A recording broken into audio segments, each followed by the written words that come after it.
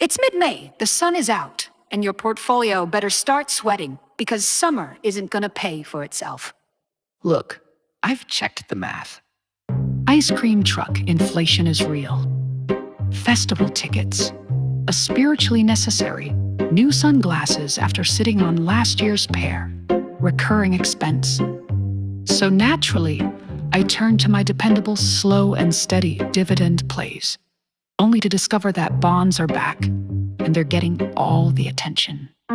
Thanks to Moody's politely slapping a credit rating downgrade on the US, the 10-year Treasury is now yielding 4.45%, and the 30-year is flirting with 5%. Apparently, you don't need risk anymore.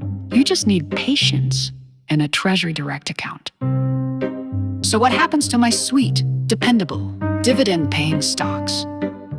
Well, the boring ones, the utilities, the REITs, the consumer staples, they're now looking a lot like that friend who always insists on splitting the bill evenly when they ordered the steak and you got the salad.